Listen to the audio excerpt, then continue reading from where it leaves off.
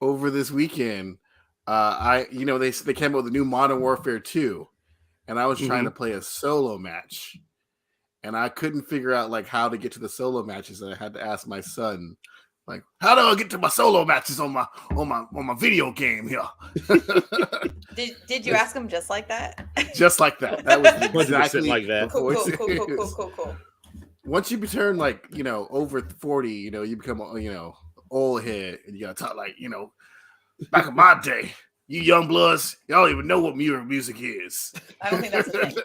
You young bloods, yes. We old school, hello, grandpa.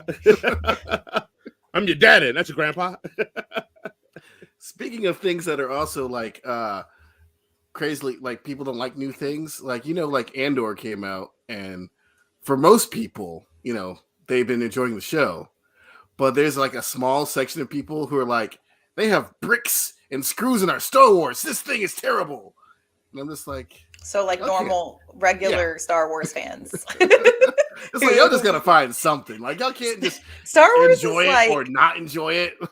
Star Wars is seriously like one of the most toxic fandoms. Like, they're up there with Rick and Morty. I would say that they're probably worse than Rick and Morty. Honestly, I don't know. We never harass people for Szechuan sauce. Yeah. Never. I feel like Rick and Morty fans have calmed down over the years when they realize like the show is making fun of them. It's like, you guys are bad people. And y'all shouldn't like this character. He's a bad guy, and if you think he's cool, you're a bad person. So I don't know. They haven't rioted anytime soon. But you can't go like 5 seconds without being on Star Wars TikTok without someone saying some like just egregiously awful take. It's not even like, oh, I just don't like the storyline. Like, oh, I just think it's not a very good produced show or whatever. Yeah. No, they're just like, it's got black people and screwdrivers. I don't get it. Yeah. It's ridiculous. They're ridiculous. Star Wars is it's a hard black fandom. People didn't make it to space. You know that. Like I know that. Or if they did, they're slaves because of course they got fucking. Honestly, of course they got kidnapped and forced into servitude. You know how we always like attribute black characteristics to non-black people, like Piccolo, for example. Yeah, I have a funny Piccolo story, but yes, go ahead. Wookiees, in my mind, are black. And I always just seem like Chewbacca's like, oh, this is some dumb fuck. Every time Han Solo does something, Chewbacca's like, this is some white people shit right here. But like, also, people, because I'm on all different types of the interwebs, and I see a lot. Black people claim Steve Rogers. I see constantly his name is Stephen Antoine Rogers III, and you can't tell me a different. I'm like, what the fuck? See, the thing about Steve Rogers is like he was frozen for 40 years or 60 years or however long it's been since World War II, and he's gonna be like, holy shit, this is crazy. But then he's gonna and he might say something wrong, because he's from the 40s, he doesn't understand. But then you're like, yo, that's wrong. He's like, what? I'm so sorry, I did not know. And he's gonna figure it out. Like he's gonna you know what? And then instantly become an activist. I don't know, man. I want to go that thread because I love Captain America, but I feel like he's doubling down on his whiteness on that one. It's like, I don't know. Maybe John Walker is gonna double. I see it constantly, and then he's got a whole bookcase. He's got White Fragility. He's got like 9 books by Tecate Coates. I think I said his name wrong. I'm sorry. Look, hopefully he doesn't watch this show. As much as we can hate on the fake ass Captain America, he chose a black friend. Like he came in with the Black Falcon. I mean, he came he came in with it. Steve Rogers had to be like, oh, this black guy is a good guy. I guess I choose him. Like, let's be real now. Like, Falcon had to show a lot of good shit about him. Like, I'm pushing back on this. I'm hoping to press PTS military people. Like, he had to show a lot of shit, and then it just happened. He just happened to find a black guy that had like a wingsuit. Like, he ain't found a regular black guy on the street. Like, oh, you a good dude. Let me help you up. He was like, nah, let me certify it. Because remember, Captain went to go creep on this dude. It was like, oh, I guess you are a good guy. All right, I guess they do make you brown people and good too, huh? See, he was there. No, I've never. I'm pushing back on this 100%. Never. Because the only reason John Walker was friends with Battlestar, Tyrone, whatever his name was, I don't remember, is because they served together. You know how many racist people serve with black people? Like, that's my boy over there. And then they get back to the States and like, by the way, I'm in the Klan. Mama house. He couldn't have been a racist. He went to the man's mama's house. So the Bucky. Racists ain't going to no black mama house. Bucky, yeah. unless it's Medea. That's the only black mama house that a racist is going to. Okay, for some reason they like Todd. Some reason white men love Medea. I don't know what it is. They love really? Medea, but you don't know what anything about Medea that makes racist white people look. I'm trying to cape here for Tyler Perry. The one time I'm gonna cape for Tyler Perry and say I don't know what it is, but I know what it is. But I'm gonna say I don't know what it is. So I actually have a question. I saw like this whole. I think it was actually a Reddit thread. Somehow I ended up on Reddit and not TikTok. But they're talking about how people were arguing back and forth over which Avengers would have been at T'Challa's funeral. Have you read any of this? I've seen this discourse. And but the biggest argument is out of all of them, 100% Bucky should have been there. Oh, Bucky would have been there. Bucky would have been like, he would have got his plans. Yeah. He would have got over there. He would have bought a dish and everybody wouldn't eat it because it's like he made it himself, but he tried. Right, yeah. It's definitely got raisins in them in that potato salad. But he's like, yeah. But I remember thinking, why isn't there any other Avengers in here? Surely they have a big enough budget to put someone in here. But I think 100%, at the very, very, very least, that Bucky would have been there. Pushback I have on Bucky not being there. And it's a very slim pushback, is that we know Bucky is really hard on himself when he fucks up, like, his whole Winter Soldier stage. Okay. The last time we saw him and people from Wakanda interact, they were fucking deactivating this nigga's arm. Like, he probably was on some like, maybe this ain't the best time to show up in Wakanda again. After the last time I saw them, they pretty much waxed me and deactivated my arm. Like, and took my arm I feel off. like he probably has some dilemma type of thing here. But I do still think he's loyal enough that he would have figured out a way to sneak in and at least maybe not make himself known, but be there. I heard this that maybe in Wakanda funerals are a closed practice, so he wasn't invited. Well, everything in Wakanda is a closed practice. So therefore, they wouldn't invite him to the water. Argument, except for the water. Bucky could have swam for miles on in. Yeah. I don't know. That's what people love. I don't know if we talked about this last time because it was such a blur because I was so nervous talking about Black Panther, but but the cameos were lacking, right? I mean, the only cameo they had was Everett Ross and Valentina Shevchenko was not the girl, the Countessa. Yeah. Mm. But like, I understand because I think Ryan Coogler did not want this to be like a spectacle movie, like, oh, look at all these other heroes. I mean, it is what it is. He's trying to, made it a 2.5 hour memorial. It's already a spectacle. Like, what the fuck? Give us some Avengers. I don't like. We live for the cameos. I don't know. I wouldn't have minded if it was a post-credit scene too, like showing, like, I don't know, like showing some of the Avengers' reactions to this. Yes. I wouldn't have minded if that would have been like. But I get it. We have to watch 87 movies of them doing homage to stupid Tony Stark and constantly crying about him. Like, you can't give us like one tear for most of the Avengers are like dead. So like, Steve Rogers is dead. Tony Stark is dead. The Hulk is, I don't know, fucking on another planet. Like, so there's not really like only people that really knew T'Challa was Bucky and. Right. And what the fuck is he doing? Sebastian Stan has totally done a cameo. No, because you still have what's his name? Rhodey. Rhodey is alive. Rhodey, I personally, if it were me and I were making the movie, Rhodey and Sam would have been there because I would have put all the black folk in there. Yeah, 100%. I mean, Luke Cage. Luke Cage would have been brought back. He's right there. You don't even know him. Right. Blade would have been there for some reason. Yeah, Blade would have been. I don't know why they didn't. I don't know. Yeah, Rhodey should have been there. I think Sam could have been there. I would have totally introduced the X-Men with freaking Storm walking up like, oh, that's my favorite daddy. Everybody black in Marvel would have been there. Storm is so freaking cool. What was the homeboy that was hanging out with Jessica Jones that was on crack originally? He'd have been in Wakanda. Like, oh yeah. Come on in. Don't touch the vibranium, but come on in. Everybody would have been out there. Yeah, exactly. You would have pulled it off random people in the streets. Like, come on in. I am honestly surprised in the MCU there's not like a mass exodus of Black Americans or even other blacks of the diaspora out there to Wakanda. Like there should be like gates and chains around their stuff because like there's an Afro-futurist nation like sitting on the earth and I'm living here in Tequila. No. But I think any nation, even just surrounding Wakanda, would be there because if they're, like get out of here. Come on, let me get into Zambia over here.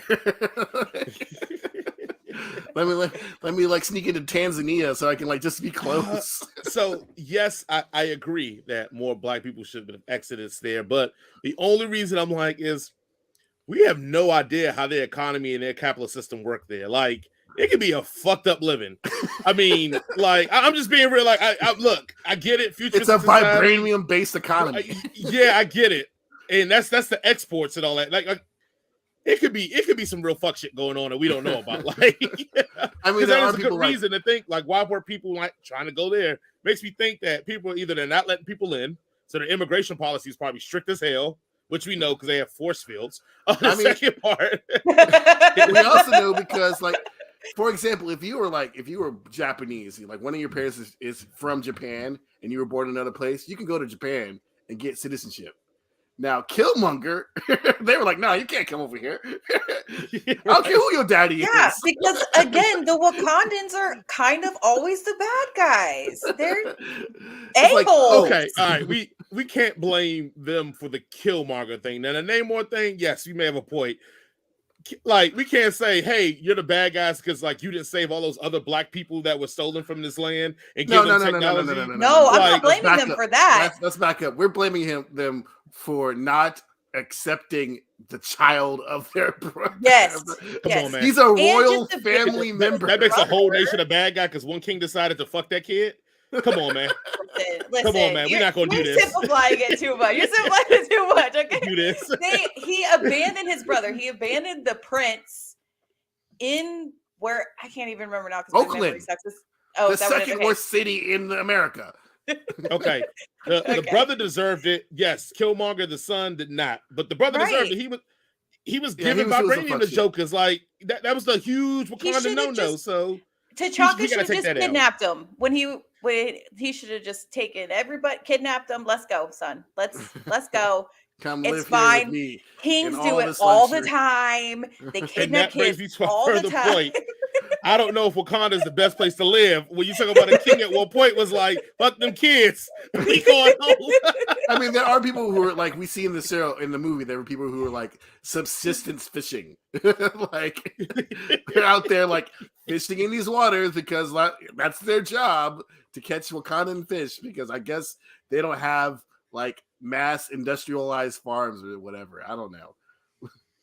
Once again, I don't know if Wakanda is the best place that people would try to get there. Like, I didn't see nobody in Wakanda wearing no Jordans. I'm just going to point that out. It doesn't That's matter a no-go for half the Black population right there. What do you mean I don't got no J's here? What are you talking about? Hell, like the first movie, they made a joke about making sneakers. Half the Black people is out after that. You're like, what? I can't be flat? Nah, I'm good. Yeah. Where your Popeyes at? Like, what do you mean I got a Popeyes? Oh god! You ain't got no futuristic Cadillacs? Nah. My stepdad would be definitely disappointed if there was no Buicks in Wakanda. Like, where the Buicks at? Oh no, I'm going back to America. No Wakanda Soul Food Sundays? Nah, I'm good.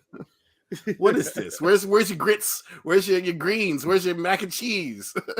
Your hog mogs, your chitlins. What do Wakanda, we don't have we not seen a single scene of what they eat? No, I'm not okay with that. I don't know because it's like I'm not okay with that. I mean, these movies part of culture, any culture. Even though these movies are made about Africa, quote unquote.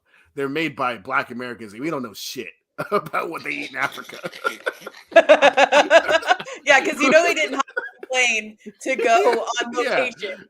Yeah. This shit was shot in Atlanta, all right? That's how close to Africa they got. Not to mention that this is a Black character in a Black society created by a white man in like the past. It's like, like it's a lot of things that's gonna be missing in the holes here. Like the only thing I didn't like about like Black Panther 1 was that, like, I won't lie to you, I wanted T'Challa to be like Malcolm X, militant ass Black.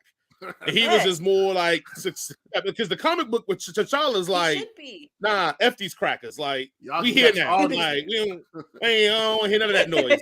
Kind of like how Angela Bassett was in this one, is how like T'Challa usually was when he was this. So that was my only beef with the original one, was that, like, he wasn't this Black militant. He was more like, oh, okay, like the T'Challa in the comics, man, he'd have let Zemo blow his brains out. He'd be like, yeah, that's fine. Could. F you. Dude, and probably would have kicked the corpse as he walked away. Like, I just saw on TikTok today where they were recounting when Namor told T'Challa that he purposely lied to Thanos so that he would destroy like Wakanda, and he said it in front of all the other Avengers. Like, Mr. Fantastic is there. The Hulk, everybody was there, and this dude is just going off on T'Challa, like, I've drowned your city, and I've got to destroy it again. The only reason y'all people are still here is because of me. And T'Challa was about to whoop his ass, and everybody's like, oh, no. Like, no, beat the fuck out of him, man. T'Challa would fight. All right, I guess we should get around to starting the show. I guess so. The show is like, she just wants to hear about a race. She don't care about nothing you talk about. And I ain't mad at her. I only care about that is literally the last review we're doing. Right, it is. She'll be here the whole entire show. Am I hosting this thing, or you back to this, or you want me to do this? You go for it, man. Oh my God, I like to be able to get timestamps and actually I can read, Jason, if you want me to. What are you reading on? IMDb? I got my notes. No, I mean like the synopsis. It's in my notes. Oh, okay, never mind. Go ahead. Have my notes. You want to start in what does your timer say, Jason? What does the timer say? 17, 18. Okay, you want to start at 18 minutes? Counting up. All right, 18 minutes. All right. It doesn't stop. Yes. Funny thing about time. It just keeps going. You just can't get it back. Right. I know eventually we're going to have to review the Wednesday show, but all I got to say is, have y'all seen that creature, what that creature looks like in that show yet? Not yet. No? Okay. Yes. Lisa, have you seen I saw the bug eye guy and the... Yeah, that thing is terrible. Yeah. Yes. We were just like, damn. Only thing I've done so far is just look up, never mind. Oh, geez. Okay. All right. My kids are watching. Everybody. We're starting now. Welcome to the Headcanon Circus podcast. I guess I'm your host, Jason. I'm here. We're here. It's the post-Thanksgiving doldrums. So we're all here. We got a fantastic show for you today. If you're new here, please do all the things that they normally tell you to do on the internet, which is like, share, subscribe, comment, all those things that engage with us, because that's how YouTube tells us that we're doing good, and then they give us money. And all of us have kids to feed. Yes. Oh, you got some? What do you got? Some whiskey? Are we plugging this? Brandy. Yeah, my homeboy is mine. Yeah, I've known this guy for like 30 years. He started his own brandy, Mahi's brandy. Ooh. I handed that down for Thanksgiving with my family, and mixed it with some juice. And I had to steal this bottle because they would not. They drank the other one. I had to steal this bottle. Where are our bottles? Yes. This is our bottle. Team. This is our bottle. I had our bottles and they got drinks. So this is what I left with. No. This is what I was able to take and run home. Not drive home, but run home from Virginia. That's how fast I had to get out of there. So you were in Virginia next time we get together, we'll get some drinks. Whoa. Back up, Jason. Back. Yeah. For Thanksgiving, you're in the DMV. Yeah. And I was in Me too. Me too.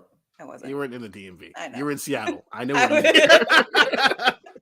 And I was in the DMV. You were in the DMV. We were both in the DC Metro, Maryland, Virginia area. Right. You didn't call nobody? Well, I didn't. One, didn't know you were in the DMV. All the time. Two, I was in like Virginia, like where the Tiki Torch people was at, like by UVA. So I didn't want to bring more black people into a place that may not be safe. Lynchburg. What's up? Isn't that no Charlottesville? That's where it is. Yeah, Charlottesville. Charlottesville's only like 30 minutes from Richmond. I get what you're saying, but you know what I said. I didn't want to bring more black people to a place that wasn't safe. Look, that's how good of a friend I am. He's looking out for you. I got all sorts of sects of bakers out in Virginia. That's where we're from. That's where we sprang up from the dirt. All right. So I ain't worried about no Charlottesville. All right. I got like 6 cousins living there. They all got. I don't care. Either way. Okay. Yeah. If you don't know, have ADD, y'all. Sorry. Yeah. If you don't know, this is my the Fresh Prince to my DJ Jazzy Jeff, Mr. Jason. Aww. How you doing, sir? I'm doing good. I mean, parents just don't understand. Nightmare on My Street. We can go through the list of all the. So you gotta remember, it's the Will Smith era, and then it's the Fresh Prince era. Yeah, people Prince. Try to confuse them together. We talking Fresh Prince, you know what I'm saying? So, but yeah, no, I'm doing good, man. I'm just out here living life and trying to work off them extra Thanksgiving pounds. I'm trying to work them back on. And of course, a little bit below us, or at least on my screen anyway, she's making sure that we're halfway to passing the Bechtel test. Miss Lisa, how you doing? I'm doing great. How y'all doing? We're never going to pass the Bechtel test. No, it's fine. It is what it is. I'm used to it. All right. So, yeah, we have a fantastic show for you guys today. We're doing our book club of this month, or I guess, is it monthly? I don't know. But we will be reviewing The Taking It seems monthly. It seems monthly. The Taking of Jake Livingston by Ryan Douglas. We also, for Michelle, will be reviewing Erased, an anime. And then, to finish us off, we're going to have our review of Guardians of the Galaxy, the holiday special. So, without further ado, let's get to it. 16-year-old Jake Livingston sees dead people everywhere, but he can't decide what's worse, being a medium forced to watch the dead play out their last moments on a loop, or being at the mercy of racist teachers as one of the few black students at St. Clair Prep. Both are a living nightmare he wishes he could wake up from, but things at St. Clair start looking up with the arrival of another black student, the handsome Alistair. And for the first time, romance is on the horizon for Jake. Unfortunately, life as a medium is getting worse. Though most ghosts are harmless and Jake is always happy to help them move on to the next place, Sawyer Dune wants much more from Jake. In life, Sawyer was a troubled teen who shot and killed 6 kids at a local high school before taking his own life. Now he's a powerful, vengeful ghost, and he has plans for Jake. Suddenly, everything Jake knows about Dead World goes out the window as Sawyer begins to haunt him. High school soon became a different kind of survival game, one Jake is not sure he can win. I can read. Yay! You did great. You did great, buddy. You did great. If you don't know, now you know.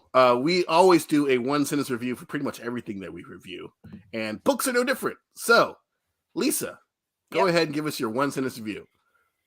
The Taking of Jake Livingston is great for lovers of horror, but definitely not for the faint of heart. No, that's all right. Man, that was such a professional review. As we get into the slummy part of the review here, my 1-sentence review is more this bordering on 2 sentences, but what's scarier than a ghost or being black and gay in a predominantly white school? I'm probably going to say the white school. Mine is, man, high school would have been a lot cooler if I could talk to ghosts. I don't see what he's complaining about. Oh my God. All right, let's get into it. Let's talk about this book, the Taking of Jake Livingston by Mr. Ryan Douglas. Jason tried to jump into his DMs and ask him out, but just like in high school, he got turned down. Yeah, I haven't figured out like the way to it. I'll just leave that joke alone. All right, yeah, it didn't work out.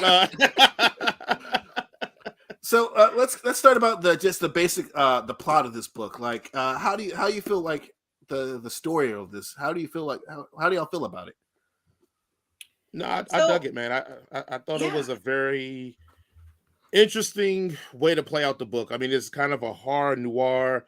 The playing with the different chapters of the perspective gave me some George R.R. feels to a degree. Not as dense in the words, but just kind of different perspective. Right? There's not a 30-minute or a 30-page chapter on a feast on how the right. I would have just cried. I would have cried and been like, no. right. Close the book slowly. I'm not going to read this. I'm not going to read this at all. I did like that. So I admit the parts with Sawyer were probably my favorite parts, but also it always felt like it was taking the steam off of Jake's story. Yeah. Very much so. And so that kind of bothered me some more plot-wise.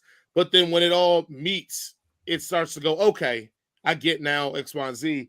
I thought the plot was really good because it is some parts in here that once we get more in depth, really, really in depth, I want to really talk on about, whiteness trying to take over Black bodies. We get that conversation I kind of want to have briefly. The thought process of even just family and being loved and how being loved in a love family can change someone from being a psycho to someone being maybe a little fractured, but also can adapt.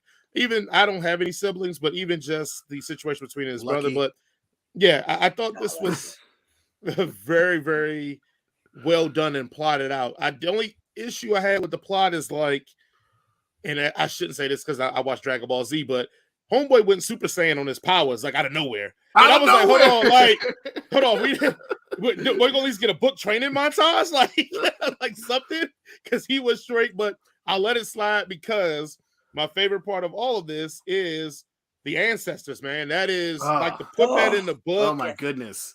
Jesus. I had to sit down the book. I was like, well, my tablet. I had to sit it down because it was just one of those things that I was so filled with joy. And on a sidebar, this is why we do this club or why we created this. It ain't gonna be no other book that I'm gonna read probably from someone white that's going to talk about reaching out to the ancestors and getting the ancestors' knowledge and strength and wisdom. That is such a minority African, Caribbean kind of thought process and mentality of us praying and reaching out to our ancestors. So those notes Jesus like that make me love it. Well, they sacrilege Jesus on us anyway. But anyway, it just was a great thing. So sticking to the main of the plot, I thought the story, it was herky-jerky because of different perspectives. But once they get to the point where it kind of melds, it takes off. And I think those are some of the most chilling and horrifying parts of this book. And I loved every moment of that. I don't know. I don't know if there's a better way for him to make the book the way he did, because that's why I don't know. It took me a while to get into it. Let me just say that. It took me about a couple of chapters before I could kind of really warm up into the book. And the book's short. So that's why I think it hurt me a little bit, because it took me a while to warm up to it. Lisa, your thoughts. Okay, so couple things. One, I read this in one sitting. So, of course you did. She read it last night. I did. 230 pages. Through. It did take me about 50 pages to start consuming it. It took me probably about an hour to read 50 pages, which is a long time for me. And I was nervous that I wasn't going to finish it first tonight. It took you an hour to read 50 pages? Yeah. Man, that's like my reading level. Yeah. It's really hard to read 50 pages in an hour when you have to read every word out loud. I'm like, if I can get 60 pages an hour, I'm like winning. I got to take a 15-minute break. I don't know if it's a good thing or bad thing. A lot of people in the thread let me know this is a good thing or bad thing. Yeah, right. I'm like a page a minute. I'm winning. Yeah. So I was getting nervous. I was like, oh no, maybe I'm not, because I picked this book, I found it. So I was like, oh shit, did I pick a dud? And but no, once it finds that it finally gets that over that little hump, which I think is world building. He's trying to world build. He's trying to show us who Jake is. And he's trying to show us who Sawyer is without, obviously because of the back, we know that Sawyer is the villain, you know, but I think he's still trying to give him a little bit of humanity. And but once he finds that stride, I could not stop. And I was literally that person walking around just like reading and So I love the Atlanta backdrop. It feels like a love letter to Atlanta a little bit. I love the shout outs to I texted y'all this earlier that how he mentions Black trans women, and we all know that like so many movements are just completely forefronted by Black trans women. So I love that he nods that, you know, and just says, you know, he basically says where we would be without them. You know, he's talking about the first encounter of his dad finding out that he's gay is just like completely ripping up his you know, his trans magazines. Yeah, was it I think one of them was just a magazine. I don't even think it was porn. Yeah. Either way. But either way, yeah. So I agree with Jason. I think that Sawyer kind of stole the show. Which is a reason why I think that he made Jake so OP because I think he needed a balance, and it is I don't know if it's necessarily like a love. I don't know, because I think that without River, Jake would have been just as bad as Sawyer, honestly. Like, and you kind of couldn't, I don't want to say blame because I hate to do that shit, but like even River says, well, I thought that maybe he'd be the kid who would shoot everyone up, so I'll be nice to him, when it should just be like, I'm just going to be nice to someone who's being picked on, and not like, hopefully he doesn't murder me one day when he shows up with his AR, you know?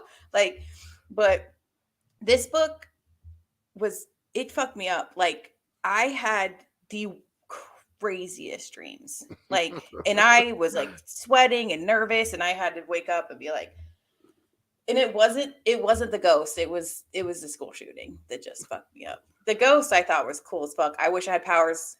I'm with Jason on that one. I would not be complaining. Like, honestly, I'm so mad at the universe for not giving me any kind of powers. But yeah. I also like to mirror you guys' some of the things that you guys said. Yeah, the one thing that I really, really did not like about this book was the fact that it did not show a progression of how Jake became scared of his powers and not really wanting to use them to, I'm going to use this to beat the fuck out of this ghost poltergeist person. Because it felt kind of abrupt to me, and that's, as to Jason's point, was because like he kind of splits up the narrative between Jake and Sawyer, and it kind of definitely does is like a disjointed sort of stop start, and by the time like we're starting on Jake, you know, to where he's actually like accruing these skills, is like already halfway over, or more than halfway over. It's like 90% done, and you're like, oh, how do we get here? But to your other points, this is just phenomenal. At first, I did not like Jake. I'm gonna say it. I didn't like him as a person. I probably would not be his friend.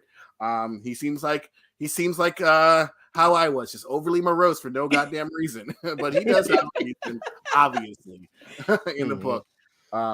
Does suffer some abuse at times from his father, and then some you know, I wouldn't say neglect, but just not paying attention by his mother. They're latchkey kids for sure. Yeah, kids for sure. And like like him and Benji's relationship, I can attest to that. But yeah, this book, the things that happen in this thing, you know, obviously, as a certain person of a certain age and a certain race, and you know, I could feel a lot of Jake's pain in this book.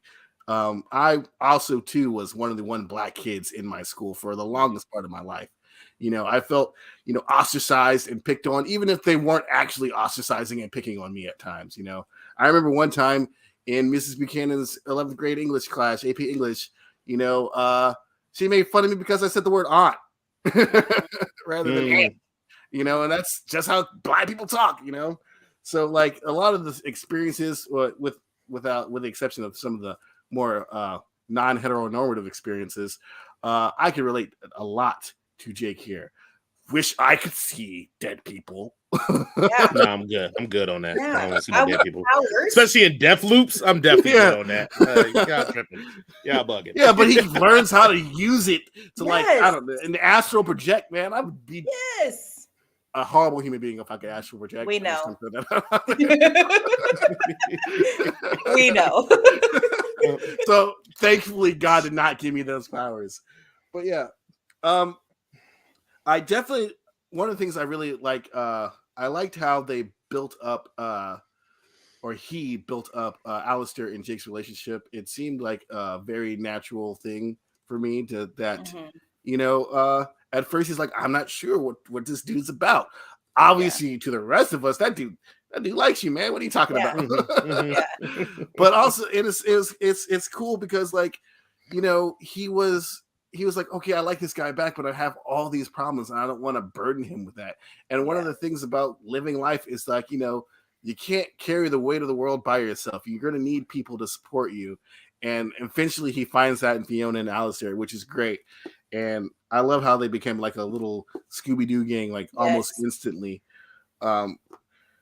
Grady, on the other hand, he was kind of a dick friend to Grady. And Grady was kind of a dick friend, but like he was kind of, they were both dick friends to each other. I probably would have, I was disappointed in poor Jake for not, you know, remembering to like get Grady into the party. Excuse me. Grady got him high as fuck. He got drunk as fuck. Drunk as fuck. That's right. I was reading another book at the same time. Sorry. Drunk as fuck. He didn't want to drink. He's never drank before. He got so drunk that he passed out. It's not like he was ignoring his phone calls. It's not like he was just like sending them the voicemail. He was completely passed out and like having an out of body experience. Like he could have used a little self-control. You better stop. You better stop.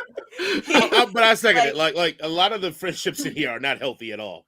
Yeah. No. But they're kids, and sometimes you sometimes when people have been friends and they don't know why they're friends anymore, you know, like I think that's a very real. I feel like the relationships were very realistic, like because I've definitely had friends where I just look at them and I'm like, oh, I bet we'd be best friends, and then it's like, hi, should we be friends? You know, and sometimes it's just like instant. And then sometimes you're like looking at people you've been friends with for, 10 years. And you're like, I don't even like you. Why are we still talking? Time out. We've been friends for like 20 years. Did I say 20? Okay, just making sure. Just making sure. Okay, I'm just trying to, Everything's not about you, Jason. Yeah. Just making sure. That's why you just gotta ask questions. But I felt like he, in his, inner dialogue, he even kind of says to himself, I don't know why I'm really friends with him. I don't really like him. It doesn't seem like he really likes me. And we just kind of are here. And I guess he's the only friend I have. So I'll just stick with it. It felt realistic. Can we talk about how he has all of this shit going on? He's seeing ghosts in death loops. He's a freaking serial killer trying to take over his body. And he's worried about his family finding out he's gay. Yeah. Like that is the thing. And like the forefront of his mind. Like he's literally being beat up constantly by ghosts.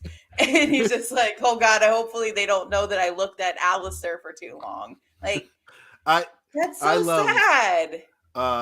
When he was in the hospital after his encounter with Sawyer, which the whole murder thing, I think probably should not have happened. How he murdered the uncle? Yeah. I feel like that's something that needs to be addressed. Yeah. Did he get away with it? Like nobody knew. Like no one. I didn't even think about that. Right? It just kind of happened. That's something that needs to be addressed. Just like, oh, I just gotta live the fact that I killed a man. Like, no, you gotta live the fact that the cops are probably hunting for your ass. All right, but I really like this the scene with him and Benji when he does finally come out of the closet to Benji, and Benji's like, duh. Like, yeah. and then he also realized that, even though Benji and him had his problems, Benji really was like, his brother. Like, when his dad beat him up, Benji was there to get smacked too because he was defending his brother. And even though he's not the best brother, No. I'm gonna give Benji a little bit of the cape on how he handles the school thing. And Jason, you would know better than I would, but I hate to be like this. All right, look, if I'm one of the few black people up in this school and I'm accepted, and I know that's my brother, but I made to let my brother take the L so I keep this acceptance. Like, I hate to be that way, but I'm like, at that age, the peer pressure and understanding that you don't want to be ostracized and want to be the outside, I felt bad for Jake, but I also didn't feel like Benji was an a-hole for allowing it to happen. I kind of was like, I don't think Benji's an asshole for that aspect of the relationship. He definitely sometimes antagonizes Jake too much, but also Jake, is too smart for his own good sometimes. He's a smart ass for sure. Yeah, he's a smart ass for sure. But yeah, I get where you're coming from because, like, there is a certain amount of like trying to fit in to survive. I don't think Benji was necessarily doing that because he was definitely, fucking whoever. Saying whatever to the teachers. But there's also like a part of that where you're just like, I don't give a fuck about this system, so I'm not going to show that I do. And I feel like, that's probably what Benji was doing, was like, he had realized very early on that they don't give a fuck about him, so he's not going to, as Jake says, he doesn't wear the uniform. He just wears whatever he feels like when he goes to school. He literally does whatever he wants. He argues with the teachers. He does whatever he wants, and yet he's still not expelled. Yeah. I mean, I wish my brother had slept with my bully's girlfriend. I would have thought that was awesome. I think also, so Jason and I have it's hard because we're not older siblings. Yeah. So we're the younger siblings. So Jason and I are the younger siblings. We're the babies. Yeah. So, and we're hearing, so Benji is an older brother, and I just don't know. I don't know the perspective of the older sibling. As a younger sibling, I will always go after anyone who's going after my sister, right? Like, I will fight them. You don't talk about my sister, blah, blah, blah. And I feel like she would be the same way towards me, but I don't know. But that's just because that's how I would be. So I would think that she would be the same, Yeah, I mean, having an older brother, having several older brothers. My brother Ali, he was very much alike of a Benji in my story, if you were. He was my primary antagonist, but also if there was a problem, he would be the first one to go and swing on the kid if he was picking on me or whatever. Yeah. Though he could have actually slept with my bully's girlfriend, that would have been great. Yeah, Ali, yeah. He could have done anything else. Also, it's great that this is the name that the bully in this, his name is Chad. I know. Yeah, that's pertinent. Yeah. And who did he stab Chad's hand? With a pencil? Yeah. With a pencil, yeah. Whenever he did that, I was like, yeah, stab him in the eye. He's such a dick. It's like, especially after like that whole like scene, because I've read The Crucible in a room full of white people, and like it's not an easy thing to get through when you're like, well, what about Tituba's like responsibility in this? You mean the slave? What does she do? It's I can understand that frustration, especially since that kid's been doing it for years, right? And just been like not physically assaulting Jake, at least not in the book, I don't think, but like just that mental bombardment, it does wear on you. And I wish I had stabbed a couple of people with pencils. I mean, I probably would have been a better person. Right. I thought was interesting in the book for me that it was hard for me to reckon with, and I got to do this thing where we have to do these things called disclaimers because people aren't smart enough to get context. We're not out. No one on this show is saying that anybody who's pushed to pull out the atrocity of a school shooting is justified. There's nothing ever justified for that. As we get that out of the way, he was totally justified. I felt bad for Sawyer. Like, and it's this whole dichotomy. It's like, especially as a black man, one, I don't feel bad for pretty much no white man. I'm just going to call it what it is. But I did feel bad for Sawyer. But then in the very next chapter, you get Sawyer being a complete a-hole by trying to like take over Jake. And so I always felt this whole book, majority of this book, so conflicted because like you realize that this Sawyer is just a traumatized, mentally disturbed boy / man that like all this stuff isn't any of his doing because of how he was treated and the life that he led. But then you get to the point where now he has the choice. He can make choices, I hate to say it, in his afterlife. And the choices he's making are very villainous, and it makes it almost feel like his villainous act, which it is not a product of the fact of all the trauma he exacted, which they did kind of try to say it was from the trauma because when Jake finally got to get his whole backstory, and I get that part, and that was a good portion they put it in the book, which was smart. But it was, I don't know, I felt like you almost made me too sympathetic for Sawyer. So when he's going after Jake, who, like I feel like Jason, who wasn't likable to me, kind of halfway through, I was like, yeah, fuck Jake. And then it's like, but I don't want this white man taking over this black new body. This ain't the plot of Get Out. We got to figure something else new. But I don't know. I don't know how you guys felt about that, but I felt all the way through the book, I was so pulled because I'm like, damn, Sawyer got it bad. I mean, the assault, getting like, I mean, all that shit is crazy. And here's the thing with Sawyer also, it's like not because just of what Uncle Rod did, but you think that maybe since Uncle Rod and his dad, I can't remember what his dad's name was, were good friends. Bill, were good friends. They always hung out with each other, right? Yeah. He would hang out with them together. Yeah, it wasn't the first time. Yeah, it wasn't the first time that Rod almost did something to him. Yeah, I'm pretty sure Sawyer got assaulted his whole life. Yeah, I think he probably just he obviously had a dissociative personality where he almost talks about himself in the third person a little bit, or at least thinks about himself kind of objectively. And so when he was describing his uncle first taking him out to the woods, I immediately was like, this poor boy just been sexually raped. Like it happened.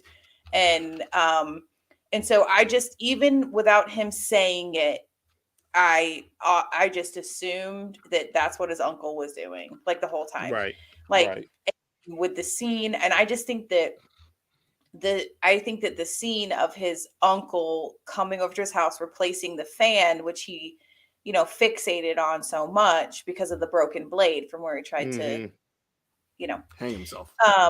We didn't do a disclaimer. So there's a lot of triggers in this book, y'all. Just so there's a lot of stuff going on in here. It's only like 240 pages, and it's like, wow. Yeah. So, so when that happened, I think that that's the first time that Sawyer was actually in his body, actually realizing and accepting what was about to happen to him. And he was like, oh, I have power to stop this because they have given me the power because they've taught me how to build, assemble, and kill people. Like, honestly, that's what I think. He finally felt the power and said, oh yeah, they've been teaching me for years how to take care of this. So I think that Sawyer, he had every opportunity to be better, but his fucking mom. Oh my god, it's always the moms. Yeah, like, and this is a case where I think it's the parents' fault, really. Like, 100%.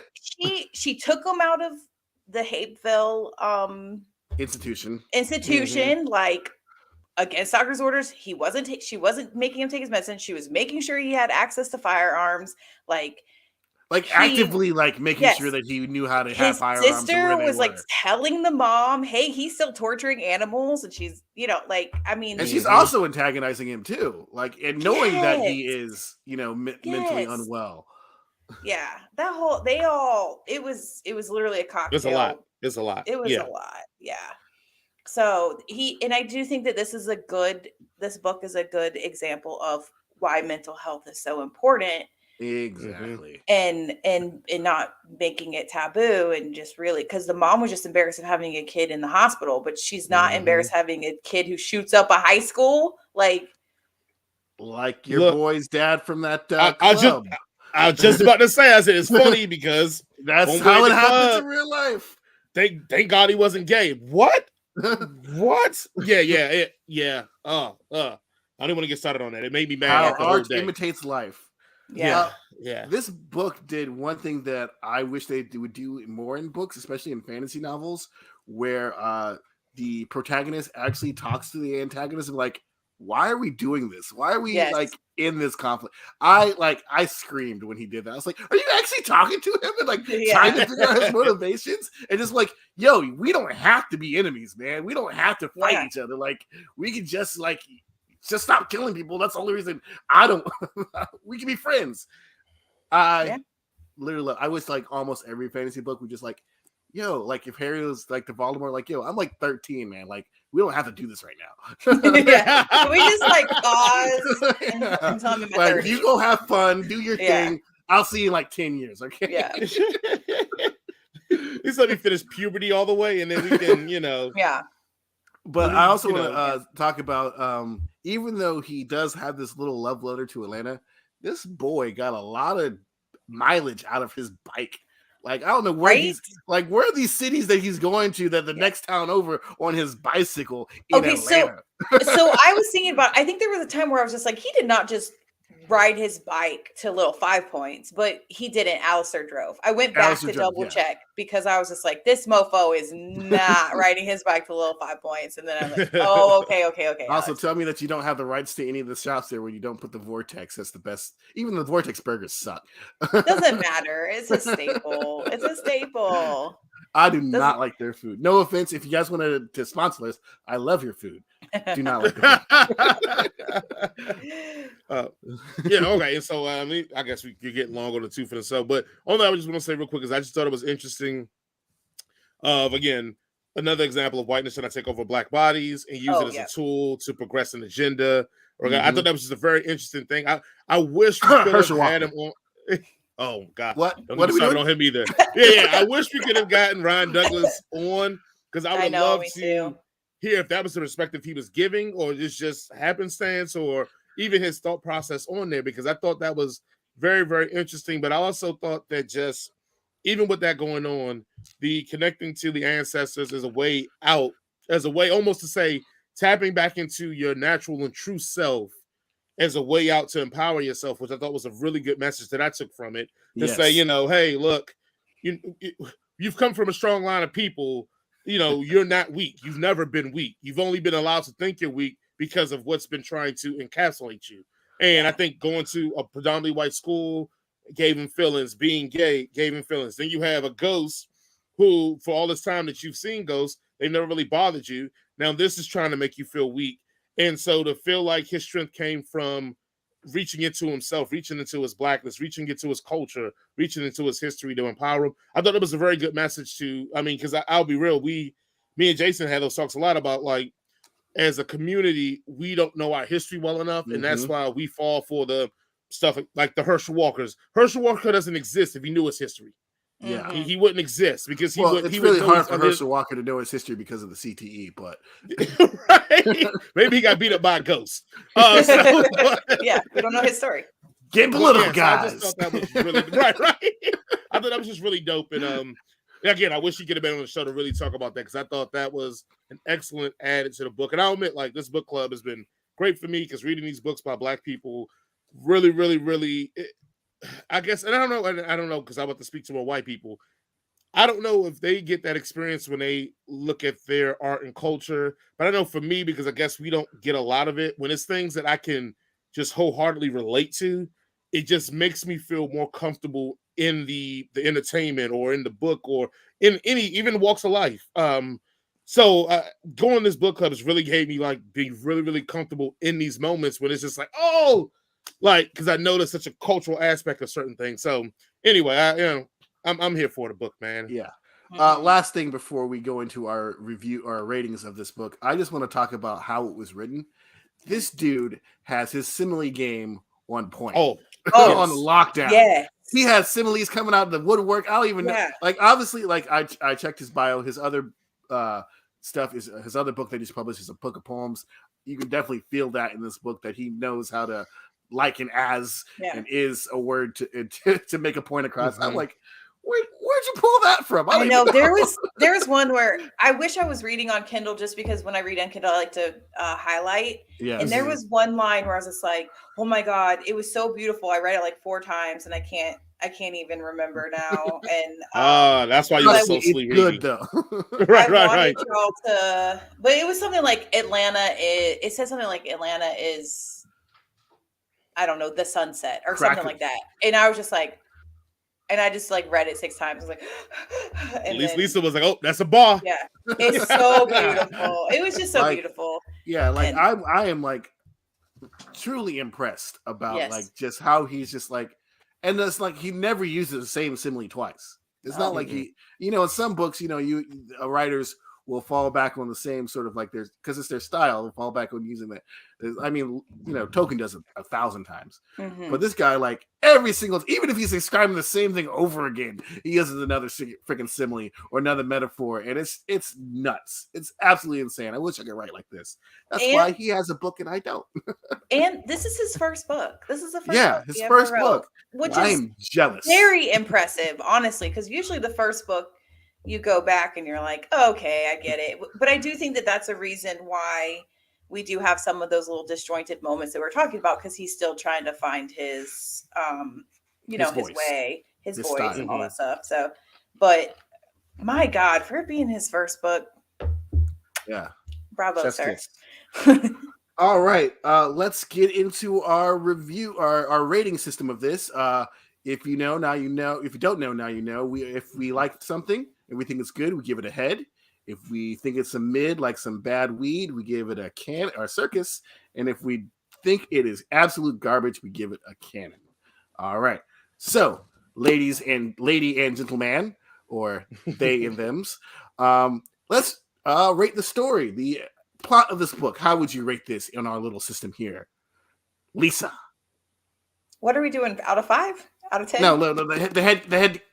Oh, head. No, sorry. I just had ADD. Whatever I said. I forgot. Okay, no, it gets head. It gets head. The story's. Mr. Jason? Yeah. I'm going to give it a cannon, because like I said, it took me a while to really get into it, so. Yeah, I messed up everybody with the system. Canon is actually the nice stuff. It's middle. Yeah. You guys know it. It's in the That's name. what I was thinking about when you asked me, and I was just like, "Wait, did he say? Have I been doing it wrong this whole time?" And like, what's that? Yeah. Okay. I'm going to agree with Jason and give it a cannon on the story wise, just because I feel like when we were starting to get over the hump, it just progressed way too quickly. But it's just the rating system, guys. Don't kill me on this. All right, character wise, what we're gonna give it? We'll start with Jason first. Characters, I give it a head. I mean, I will admit I have some homophobic stuff I have to work out in my life. So the romance that was here, the romance that was done here made me feel a bit uncomfortable, but I thought it was so well done that I brought in. I was rooting for him. So the characterizations I think are really, really good. It's not that many characters anyway, so he does a really good job. So I'm definitely gonna give it a head. All right, Lisa. Yeah, all the characters felt realistic. Another reason why I wish he could have been on, so we could have said, are all these real characters in your life? Because they all felt too real. So it's got to be head. Dude, do you think he might actually, this is just an autobiography, he actually fought a ghost? Listen, that could explain why he didn't message us back, because he's so busy with ghosts. Fighting ghosts. And I'm like, he didn't have time to hit us back in the DMs. I wrote the book, and that's all I could get out, because I'm too busy fighting off the hell spawn and demons and having an exciting life. But he ain't afraid. He ain't afraid of no ghosts. I also, too, would give this a head with the characters. Obviously, being a Black guy who has some of these experiences, they will always resonate with me if they have anything that's remotely like my life. And this guy just definitely hit the nail on the head on that. All right, and lastly, let's see here. What can we do that's fun? How gay is this book? In a good way. like go ahead. I'm gonna escape out of that one because I don't know what the pendulum of gayness is in this one. But I'll say for me, I'll rate the horror aspect of it since it is a horror YA book. I thought the horror of it is ahead. I mean, the zombified spiders, yuck. Yeah, I'll give it a head. That was great. Lisa, you can choose whatever you want to do. Okay, so I mean, I don't understand. I don't know how to do the gay thing because I read a lot of LGBTQ fiction. Oh, so you'd be perfect. So, you know how to. So this is light. Like this is like Disney Channel would put that love story on. You know, like that. She's read the Alphaverse. It's yeah. So I mean, that's my. I probably see dirtier shit at Kroger. So, which none of it was even dirty, I should say. But so the horror aspect, I think it gets a canon. It was because I think it was a little bit heavier on like the supernatural, like the fighting with the Dragon Ball Z fighting with. I almost imagine, you know, the ball and him just like Kamehameha and you know and all that stuff. So yeah, so horror gets a canon is the middle, right? The middle. Yeah. I'm not sure of anything now. So for me, I'm going to actually answer my question. You know, you don't really get to see a lot, especially in the media that I consume. You don't get to see a lot of, you know, hetero or homosexual relationships and just being, you know, portrayed as regular relationships. Yes. You know, you don't get to see a lot of that. And this book, I can only think of like two things that I know in media where they actually like have a homosexual relationship that is grounded and feels to be like real, like a really real relationship rather than just look at these two guys on here having sex or whatever. And the one of them is Star Trek Discovery and the other one is this book. And I really, really enjoyed just how grounded this was and how like it, you know, I was like, oh, when he held Alistair's hand, I was, about time. I know. I know. And then he was like so excited. He's like, now I have the third kiss. Yeah. Like, oh my God, you're so cute.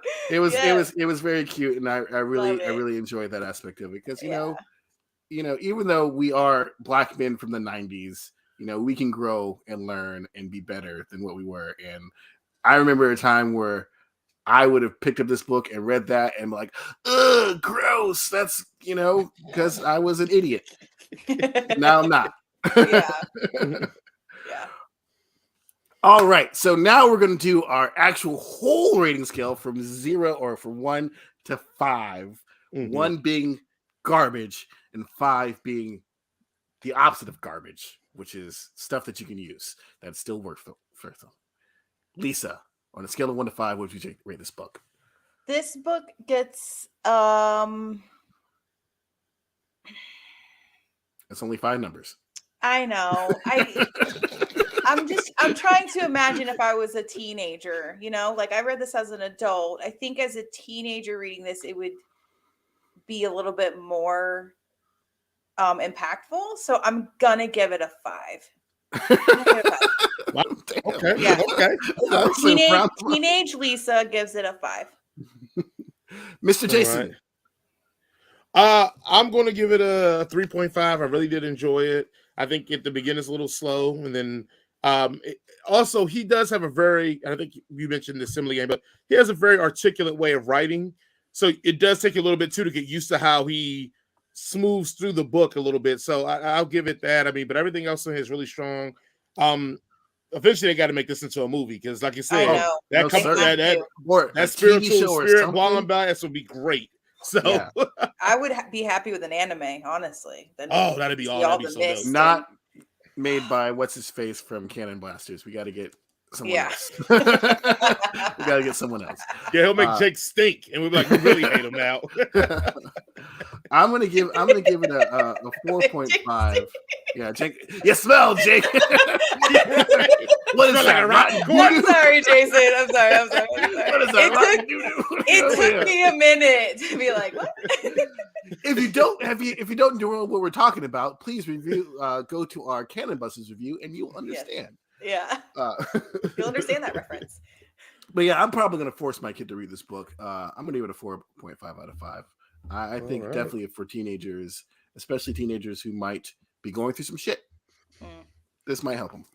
Yeah, my kid already started reading it. So yeah, my kid doesn't like to read. He likes to. Don't give me that look. You don't, unless it's Harry Potter, and I'm like, oh, you got to get away from that, son. It's the devil. It's a devil. He's a wizard. That means he worships Satan. All right, that was our review of the book of the month. Yay!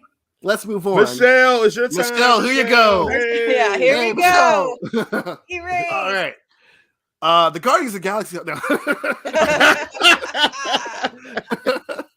Satoru Fujinama can travel back in time to save others' lives. When he wakes up 18 years in the past, he has a chance to save his murdered classmates. That is what I found on the internet about Erased, an anime on Netflix. All right. As we always do, if you don't know, now you know, we do our one sentence review. Let's go ahead and throw those out there. Let's start with Jason this time. Yes. My one sentence review of Erased is a man going back in the past to save some girl's ass. No, it's not Terminator. It's Erase. If you know Arnold Schwarzenegger, he had a movie called Eraser and Terminator. Oh, okay. Sorry. When you explain a joke, it isn't funny enough. Sorry. That's great. That's fantastic. Lisa. Okay, my one sentence review for Erased is: give me time travel or give me death. Welcome to the past and say goodbye to your future. Damn. Ooh. What is this? Game of Thrones over here? Like, what are we doing? No, man. I gotta step my one sentence game up, man. You used to come in with that heat, bro. All right, here I go. Can it be considered grooming if your adult mind gets transported back into your time to your kid body and your childhood classmate falls in love with you? I'm asking for a friend. Wow. Are they in love? I think they are. This dude. She even said later on she felt bad getting with homeboy because So she said she felt bad hooking up with him because he was in a coma for 15 years. Yeah, because she felt bad being happy while he was in a coma. Because they all knew he saved their lives. I took it in. She was like, he called her pretty. He's an adult, madam. Yeah, damn it. Yeah, I love that. Oh, that's so great. Let's just jump right into it. That's so great about it is that I love every time he has like, I'm 29 years old. Like, yeah. Can I say that out loud? Yeah. All right, let's jump into it. Let's jump into just the. Go ahead, just keep talking. I don't care. No. I mean, this is anime that's gonna be high on my list. So I always get these weird animes that high on my list that are the non-shonen types, like Death Note. Like I love Death Note. Death Note is probably one of, except for the ending, it's pretty but most of the series is like the best stuff I've seen in anime. This ranks up there with it because the concept is kind of dorky at first because you get like the 5-second thing. But as soon as like that whole scene when he's, with his mother and like they think they stop an abduction, like I don't know the abduction because I guess we're in spoiler territory. This thing's been out for a while. Yeah. It stops the abduction and he goes back in time and look, I'm here for it, man. And I did an audible gasp when his mom's got the clink clink clink. I was like, yes, like because I didn't expect it to move that quickly, and I'm here for it. This was awesome. I loved it. 12 episodes. I binged it. I couldn't stop watching it. At one point, it was like late, and I'm like, I know I need to go to bed because I got to get up early. I got to go to work. And I got to know what happens next. I got to know what happens next.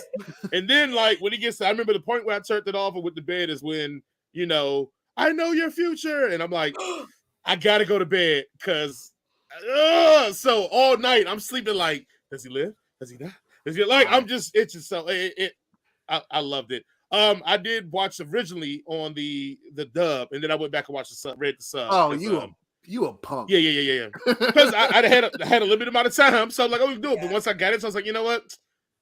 I started to sub. Y'all make fun of me because I'm not a real. anime. I always give you an English translation so you can listen to it in English. So you better stop right now. Sub. Always. Get out of here with that. Anime old school. Well, because I started watching it when I was working, so I was like, and so finally I was like, F this work, sub it is. Yeah. I just started watching it. So yes. Yeah. I've watched it both. I've watched it all the way through subbed and I've watched it all the way through dubbed. And I think it's just so great. Yeah, and the dub isn't off by much. I've seen way worse dubs. Like the dub isn't off by much at all, but it does miss a little nuance, like everything that's going from sub to dub. So for those who aren't aware of what we're talking about, I think we went over this last time we reviewed anime. Subbed is if it has subtitles and it's the voices in the original Japanese, or dubbed is when they dub it over with English voice actors. Obviously, dubbed is not the superior way of watching this. It's for troglodytes and and people of low and lascivious character. Well, for people who really want to be adventurous, because this is what I do with my daughter sometimes, is that if you put it on the dub, but you also put the subtitles on, they do it in the subs. Yes. So you can actually hear and then read the difference in what's going on. I do that with my daughters because my 7-year-old cannot keep up with the sub at that point. So she can hear it while me and my 11-year-old actually read the sub while my 7 listens to the dub. But anyway, continue. That's how I watch everything. Subtitles. I need subtitles on everything. I do too because I can't hear. Probably need to hear nothing. I just turn it up to 50. I don't. I can't hear anything. My wife gets so mad. TV's always loud in my house, and she's just used to it now. As the resident anime hater, I really enjoyed the show. I liked the things about the show that I really liked is how the tropes of anime and of the style itself kind of inform the story. So, for example, like sometimes in anime they'll just use still frames of things and stuff like that just to save time on animation because animation is hard. And in this one, like, those were like the flashback scenes, or when he's remembering something, they will just be like, oh, this is just, a still frame of what happened that you've already watched. I really, really enjoyed that part of it. I totally guessed who the killer was by the first episode because I'm smart. I think, yeah. It's pretty obvious. Who else is it going to be? They literally only named like 2 characters, and it's like that. It's got to be one or the other. There was a point where I was just like, wait, was I wrong about my guess? Because they make it a little, where she gets away, where what's her name, Kaya? Kanye West. No, I think it's Kaya. Where Kaya gets away and goes and lives with her grandma. Yeah. And like in that scene, and I was just like, wait, is it not the teacher? Like that, it was the teacher, everybody. Yeah. But yes. Sorry, go ahead, continue. Yeah. But yeah, like even then because I also was like, what I thought was going to happen was like, oh yeah, he's just going to drive her away and kill them both. Like, that's what I thought was going to happen. That was going to, but your boy Satoru, like he starts off as this, I would even go back to say it like an unlikable dude. Like he is overly morose. I mean, yeah, he gets to save people. Like, and has a superpower where he's just still kind of like this sad sack of a guy. It's kind of a disconnect between his future mom and his early mom because his future mom seems like a bitch. No. Yes, she does. No. Seems like a bitch. And his early mom is like really loving and caring. I'm like, well, obviously 20 years have passed in that, so she might have like, I don't really like this kid. He's overly morose and but remember, there's a point where Kenya, one of his friends, is telling like he can tell the difference between how he used to be faking it. It was not a genuine connection, and then when he's like, oh, actually, you actually care about it. So I think he genuinely just didn't know how to make human connections. Yeah. And which is probably why the relationship seemed disjointed with him and his mom in the future. And he didn't have any friends, and he was a manga animator in the future, but not full time. He wasn't successful. He was still he was a failed because he wouldn't let himself out of his cage. Correct. Because he was afraid of it. Yeah. Though still kind of gross. I know me and Lisa have talked about this. He's 29 and Ajira is in high school. Yeah. When this thing ends, he's 17, I think, at the beginning of the show. Yeah. When this thing ends, it's 2010. So that means he's 34. 30. 33. 33, yeah. And she is 21. Yeah. I'll just leave it there. but when it ends, she's 21, and that's the first time he's meeting her. So it's not like so he hasn't had time to grow yet. So that's great. That's better. It's better. Because I'm like, can't we just enjoy good stuff, Jason? No, because you write the thing. You write it. All right. She could have just been another 29-year-old working in the Pizza Hut. I don't know. Or she could have been 21 working in the Pizza Hut or whatever. I don't know. Well, we know. So it's just like it's a little awkward for me. That's all I'm saying. I am glad I'm not putting any judgment on it unless it happens in the United States. Then I'm putting a lot of judgment on it. I'm kind of glad that in the erased universe, Pizza Hut wins the fast food war. So shout out to that. Shout out to them. Even though that place is nowhere close to a Pizza Hut, but we'll still call it that. Yeah, whatever it is. I mean, but back to also how food and anime always looks just freaking delicious. Like every time she made some food for these kids, even when they were making sandwiches, I was like, man, we are living in just a dirt poor, just a horrible existence. Yeah. Whenever he's like, what's for supper? I'm like, yes, Mom, tell us. What are we going to see, please? Is it going to be curry? Yeah. Yeah. The curry looks so good. But you just can't help but root, especially for kid Satoru. You just can't help but root for him because he is just so determined to save these little girl and little boy's life. And just to save, and because he's so determined, he actually ends up making those, human connections with them and realizing, oh, I actually like these people. These people are like, they trust me. They want to be around me. They believe in me. And I think that's what he was missing on his first go around, was people that just like believed in him. And maybe it's a little bit of his fault for being overly morose little douchebag, but yeah. But I just think it shows like, he was never supposed to be in that timeline. Yeah. He missed it the first time. And so now he gets to, see the mistakes he made. So, or else he wouldn't have been able to go back again, because he went back twice to that moment. So, right. So it's just the life that he had up until 29 was never supposed to be his life, was never supposed to be reality, is how I viewed it. So thank God for little blue butterflies. Look, the one thing he did wrong though is he should have been like, moms, Shopify, Netflix, Amazon. I need some Bitcoin. So let me tell you. Put that in your mind, Mom. Let me tell you. She can remember that train shit. She can remember all them stocks. So my kids have watched it. Me and my kids have watched this several times together. And so Logan, my son, was watching the last couple episodes with me as I was finishing it up today.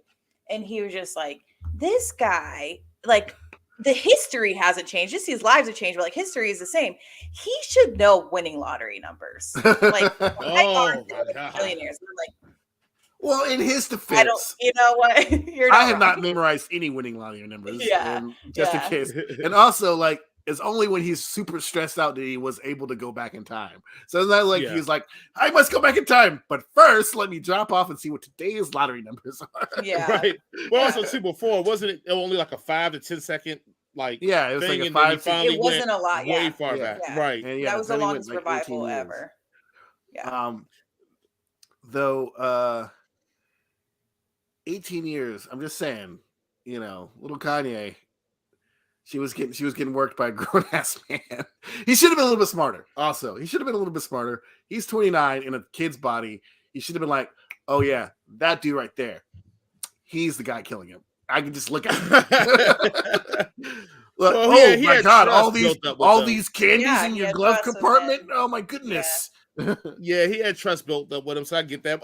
Also, too, I think the only thing I would have done differently, and I would have learned the hard way, is that when he would have those moments of anger, I still would be thinking I'm a 29-year-old man, so I'm gonna try to swing on you. Right. But I realized like, oh, he's a kid. He will get waxed. So he probably. I mean, he's trying to swing on the mom. It's just like, what are you doing, child? Right. I was like, "Dang, you better put the things on." I'm like, "Oh, that'd be like my kid trying to fight me." They'd be like, "What are you doing?" Like, this is cute. This is adorable. You think you're gonna win this? Right. No. I get it. So I thought what this anime did really well, and I think some animes don't do this as well. Or some cartoons in general don't do this well. You had a really serious subject matter. Like this was serious as hell. Like, and you go from this really serious subject matter, but you still have enough light enough jokes in there. Like I said, the moments where you say, "Oh, you're 29, you idiot!" Like but the jokes weren't like taking away from silly. Right. It didn't take away from the seriousness of what this is all about. It just added to it because I think any of us that were transported would have to remind ourselves that like, nah, like this ain't cool to be maybe liking some little girl when I'm a 29-year-old man in my mind. Mm-hmm. So I did think that was pretty cool. I also think just the ability to tackle this subject in the way they did it, and it felt very genuine. It felt like these are the things that everybody would do. Hey, we're going to try to get protective services. Hey, we're going to try to get the police involved. Hey, we're going to do all these things to try to stop this from happening. And I don't know. I just one of those moments where I just was like, okay, this is very well thought out. This is very well plotted, and they keep you intrigued by the mystery and the thrillerness of it. But also, they give you those light moments where you get used to the characters. You see this real friendship bonding and blossoming. You see how like they're starting to let their guards down. Hell, like you said, he even gets a crew now that's like, nah, we about this life. What we got to do? Like, it was very well done. And you also see them just to be kids too. Yeah, like, go to their hideout and just like go to the fun. museum and. Oh man, I teared up a little bit when they threw the surprise birthday party, because I was like, I totally bought it. Like, oh yeah, we got other things to do. We're not gonna be there. Yes, don't worry about it. Yes, Like, and then when they come in, they both get a cake. Oh yeah, I was like a little misty eyed. I think I was going back to like, there are funny parts to it, but like a lot of times what turns me off about anime is like, when they try to be humorous, it's just like over the top silly, in which it's a jarring tone switch between like if you ever watch like something like Trigun, where you have like this cool ass, bounty hunter, whatever guy, he's worth like $60 billion dollars, and he turns out to be this complete and utter just goofy character, and it's supposed to be in this cool, serious world. It just totally like throws it off for me. This show, it was a perfect blend of all the things that you want, and I could obviously see the show as like a live action show that and it would translate almost like 1-to-1, even from like shot to shot. You could just see it like just being something that sophisticated adults would watch, like us with a monocle. The only problem with this, go ahead, Lisa. I'm just gonna say there are times where it's hard to watch, like when the mom is like practically drowning her to get her swelling down. I was seriously just like watching it like this, like, oh my, and it. Or when he found her in the shed. Painful. When he found her in the shed. Yeah. I would have killed them people. And the first time that he fails and he realizes that she's chopped up in the trash bags and he almost pukes. I'm almost puking with him. And I'm like, I mean, it's hard. It's a hard watch. There's definitely some serious subject matter going on here. Serious subject matter. But did you guys note it? Did you guys watch the opening credits to every episode? No, it's too uppity for me. But the beat, the tone of the music is just it was just way too upbeat, and I was like, I can't do this song, so I would skip by it. I'm sorry. So I didn't watch it. So y'all missed it because the opening credits and the end. So the opening credits to every episode progresses with the show. So like Andor.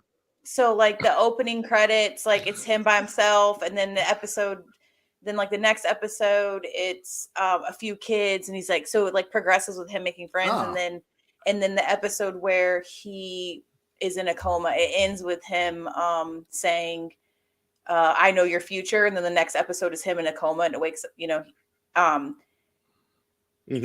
There's no one there. There's no one in the beginning credits. Yeah, like so I'm watching that, and I'm an avid anime watcher, so I refuse to skip the opening credits. But so the first time, so I remember watching that with me and my kids, and when we see that he's not there, we're just like, like he's dead. It wasn't jarring. Like if you just watch that episode from one episode to the next, you're like, did he die? Is he dead? And they just moved on the story without him? Like what? That is at the point where I went to bed, so I was waiting all night to get up and be like, oh, what happened? What happens?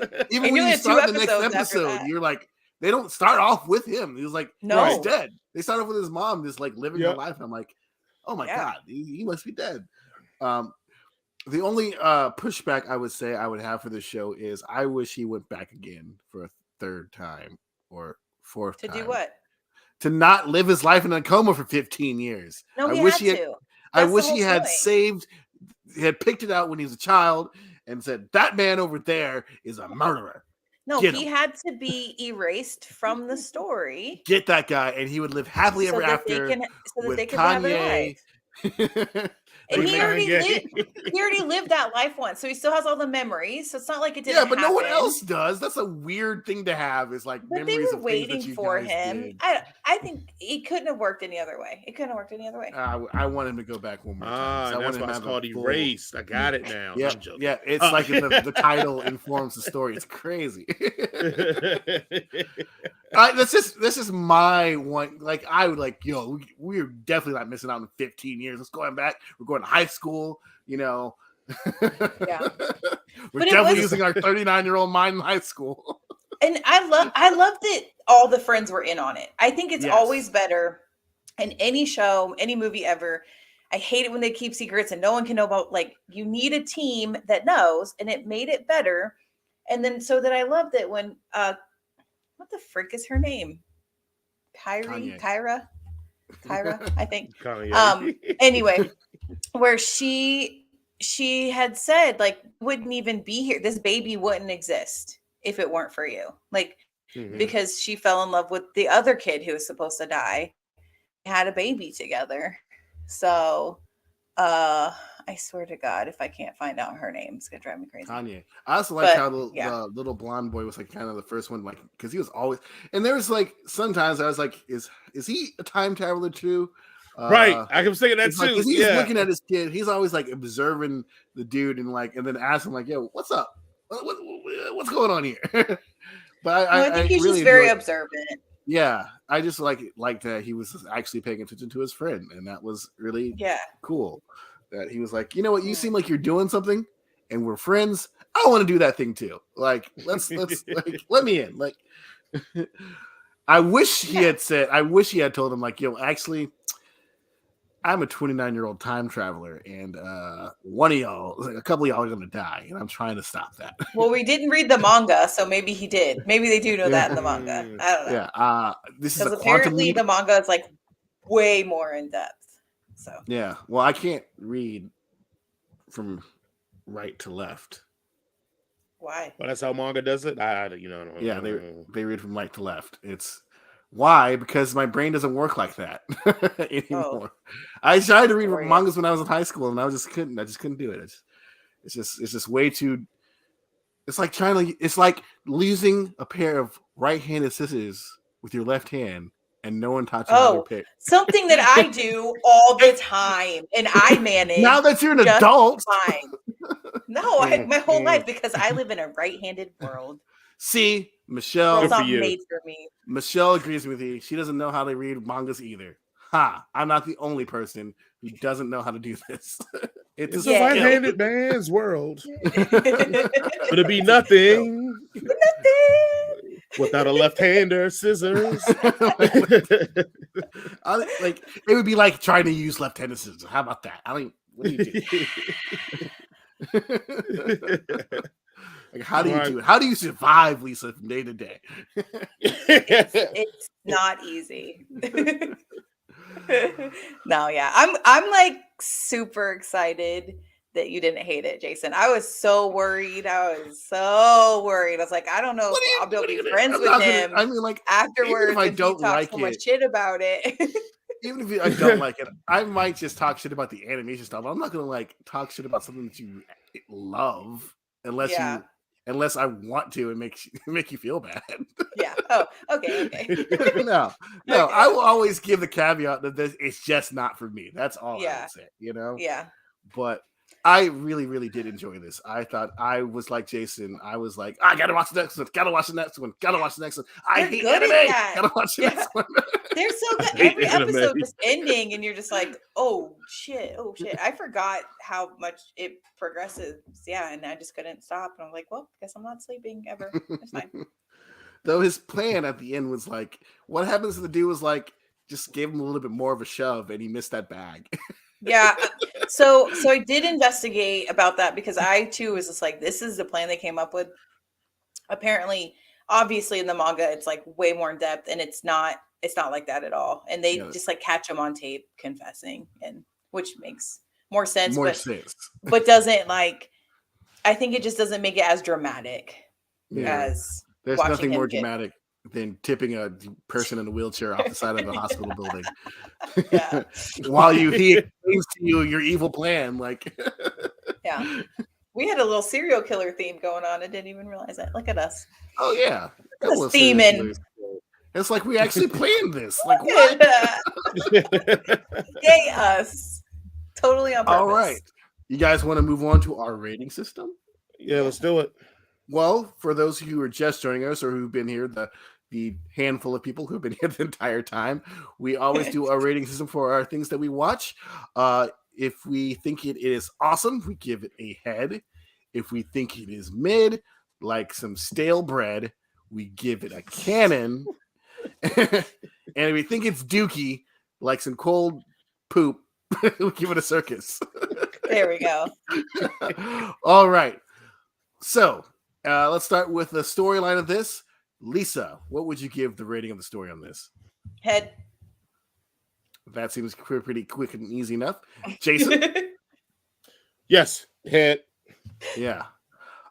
Just to make this thing gross, like it gives more head than, a stripper. I don't know, in Las Vegas. Okay. I'm trying not to be. So yeah, this is the story of this is amazing. What about let's do art style? This is this art style. That's a thing that happens.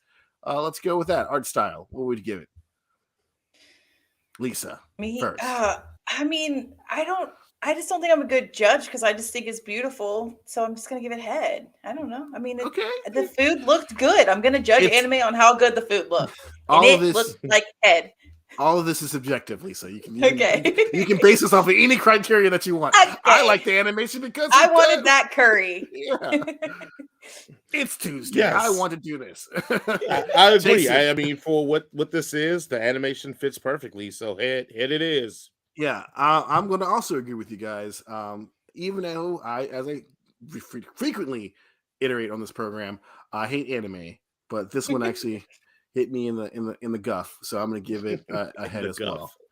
All right, on the scale of is Satorama a groomer or not? Look, we're keeping it light and fun, Lisa. Okay, look, is it if he is a groomer, you do up? Or yes, yeah. If he's a groomer, it's a head. Circus. If he's not a groomer, it's a circus. And there's no in between. Or he's a canon. I don't know. They don't end up together. They hold hands. They do hold hands, and he does say, "Damn, you're pretty." Okay, so it's canon. Okay. Jason. Okay. Oh, homeboy, 100% a groomer, bro. Like, when mom just like, oh, you should come to the house and have dinner. This is a high school girl. No, never. No. You can't come to my house until you're old enough to drink. Right. Two, like, it is moments that you're like, bro, you like, you letting this, like, you tell this girl got a crush on you, because there's only reason she keep fucking with you, and you like not being like, I'm a grown ass man, I got grown ass man things to do. Nah, this is head, man. He grooming out here, bro. He pretending like he not, but we know what it is. So I texted my friends, James, John, Aaron, and Chase, and gave them the hypothetical. If I were to be able to go back in time to my younger self and be in high school again, would I be a groomer if I tried it? And they unequivocally, or equivocally, I don't know. They all said yes. They all said yes. That's disgusting. You don't do that. I'm like, I can't do that. I haven't built a time machine yet. But they said not to do that. So I'm going to give this guy a canon too, Lisa, because I don't think he's doing it on purpose, obviously. Okay, right. Okay, yeah. He's not doing it on purpose. It's happening. It's just that his experience and expertise is he doesn't have to do it on purpose. It just doesn't. Oh no. And he's a manga writer too. You know, be some freaky stuff in the manga. I don't know, bro. Yeah, I mean, also Jake Gyllenhaal did nothing wrong. that Pizza Hut outfit, man, probably was doing it for him. I'm sorry, Lisa. I'm sorry. I apologize. It's fine. All right. For our lastly, let's go ahead and give it our overall rating. If it's a 1 from 0 to 5, if it's a 1, it's terrible. If it's a 5, it's awesome. Lisa, what would you give this show? 5. It's a 5. 5 out of 5. All right, Mr. Jason. Look, man, I'm not gonna lie. I'm gonna have to give it a 5 out of 5 too, man. I loved it. I'm just gonna have to disappoint you guys, and also give it a 5 out of 5. Yeah.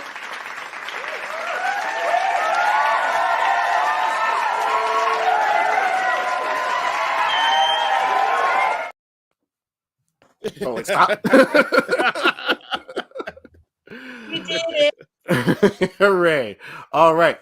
That was our review of Erased. If you like what we're doing while we're doing it, please feel free to like, share, subscribe, call your mom, call your grandma, tell them to get on here, put the comments in here. Yes. As I said, this helps us with engagement. It gives us the algorithm, feeds the algorithm its little bits and juices, in which the algorithm then spits out for us money, which is what we want. Pass on links to people, friends. Burn it to a CD and give it out at the barbershop. I got this fresh podcast out there. I don't know why you would do that. We're like literally on the internet and everybody has the internet in their phone, but old school dudes, all right? Yeah. That's the ones we want. We want the old school dudes. We might make Jason an anime fan yet. Oh, no, by the end of this, he might be a fan. He might be suggesting animes to us. Oh yeah. Actually, my cousin suggested, what is it, Redo of Healer or something? An anime he was watching. I haven't looked up to it, but then maybe. Have you ever watched this little anime I like to call Sailor Moon? Yeah, I would totally I have. Dude, look, I don't care who you are. If you are a kid from the 90s, you love Sailor Moon. I don't care if you're a dude or a lady or don't do Jason. I know people are watching this and you're gonna be like, oh no, you were there watching. I know you were. I see it in your eyes. Everybody was. Everybody watched Sailor Moon. Don't even try to see it in my eyes. Look, my eyes are giving away a lot. I see. Like your tuxedo mask too. I understand. Okay, you don't have to lie to me. It's a safe space here. Y'all give us recommendations for sure. Look, I will tell you the only thing that when I say turned me off about Sailor Moon, it seems like an oxymoron saying that, but it's not really. What like the whole boy craziness of it was always for me. Literally the worst character on that show. It didn't do a lot for me. I remember watching some episodes when they were fighting. I'm like, oh, this is awesome. And then should be, I don't know. Anyway, another discussion for another day. All right. The special follows the Guardians of the Galaxy as they celebrate Christmas and search for a present for their leader, Peter Quill. That's the synopsis. Did you just say words? What the? Yeah. You get that? Look, keep up. I got it. You know. You gotta listen a little faster. I need subtitles. Sometimes, we like to, be Busta Rhymes over here. Okay. Or Mystical. He was really fast too back in the day. Yeah. The special follows the Guardians of the Galaxy as they celebrate Christmas and search for a present for their leader, Peter Quill. Better? Yes. I thought Thor was their leader. Huh? I thought Thor was their leader. He would be a better leader than Peter Quill. I'm just saying. Peter Quill goes to one of those churches that, like, you know, he doesn't say anything out loud, but the churches say it themselves. All right. Yeah. I mean, that's the whole reason the universe got snapped. That's the synopsis of the Guardian of the Galaxy Holiday Special, which we watch. Yes, we all watch. Yes, indeed. So, guys, there are some things in this thing that, like, when it started off, I was like, did we learn this? Or are we learning this right now? Like, like when did all this happen? Oh, yeah, let's do one sentence. Oh, yeah, let's do the one sentence thing. Yeah. We do that. We do that. Okay. Go ahead, Lisa. Oh, sure. So for the first time listeners, we do this thing where we each go around and give our review, and it's a one sentence review of what we watched. So my one sentence review of Guardians of the Galaxy, the holiday special, is a dancing bacon, singing trees, and talking animals. It's beginning to look a lot like a marvelous Christmas. Oh, look at this girl with the puns. She's getting like you, Jason, with the puns. All right, Jason, go ahead. Well, what's this review of the Guardian special is? Oh shit, Christmas is a bunch of nonsense and scary, just like the opening song says. It is a bunch of nonsense. My one sentence review is, man, was Groot lifting weights? Look at him, he's swole. That Choco was huge. Dude, that Choco got on the rock workout plan, bro. He must be bodybuilding or something. Doing steroids or something. All right, let's get into it, guys. Groot, we know you're taking steroids. Relax. Because the voice is higher. Oh, yeah, that's what it is. Pointed out. He must be like, they must have based him off of his voice actor, because, you know, he's on steroids. Vin Diesel? Yeah, Vin Diesel's always on steroids. No offense to you, Mr. Diesel, Mark Sinclair, who was either black or white or something. Right. Yeah, I don't know what Vin Diesel is. Well, that means the next time, Guardians 3, he'll be drinking Coronas. Family. I am family. I absolutely love this. Just living life 1/4 mile at a time. right. One sapling at a time, guys. Really, all we'll hear is just I am Groot. Groot just said, you don't care if you win by a half a mile or a whole mile. Win's a win. Right. I love this, and I loved it for the particular reason that if Marvel's going to be goofy, be like this goofy. Yes. Like, go in and make characters that already have a tone to them and go extreme on it. I loved it even more because, like, these aren't main characters. Mantis and, they're not main guys. And the fact that you could do this and get away with it and not let the Drax thing get, like, tiring, because sometimes the Drax thing gets a little too much, but they played it perfectly. And the best way they played it is that they even made Mantis started getting tired of his stupidity. And that's amazing. Like, the woman that has all the emotional integrity can change everybody's emotions is like, Groot. She's like, yo, Drax. Oh, like she's sick of it. She's like, oh my God. Like, shut up, Drax. Right. So I loved it. And look, man, Kevin Bacon, for me, my whole life has just been a creepy human being to me. What? I mean, have you seen that? What was it, the Invisible Man movie or whatever he was in? Like, ever since then, he's always been creepy looking to me. Yeah. He's been creepy to me since then, and he's played other roles where he's like really creepy looking. Seeing him here and like almost how normalized this craziness is to him to a degree is hilarious to me. It's just so many moments in here, and I know we're going to get into a lot of the stuff like that has new information. I didn't care nothing about the new information. I loved all the things that like makes the Marvel Universe great is in here. Seeing the spaceship and people freaking the hell out. Because, anytime you see a spaceship in Marvel, usually means shit's about to go down. So, like it's like little touches like that are like great. Because I'm like, yes, in this universe, the BJs took them all the time. the Marvel Universe is a scary place to live as a regular human being. It's a hell. So to see like this being shown on the screen, how fucking scary this universe is as a regular human being, because you have two people who most wouldn't even consider the most powerful people walking through LA and stuff and like causing complete and utter chaos by accident. And it's just hilarious. I mean, yeah, I was here for it, man. I couldn't. I was almost disappointed that most of Marvel stuff couldn't be this good. Yes. And that's kind of when I was left off feeling like, oh, this is what happens when you're actually creative and you figure out creative ways to make your universe more interesting rather than trying to retread the same stuff out to us. So I loved it, man. I was here for it. Indeed. Lisa, what are your thoughts on this holiday special?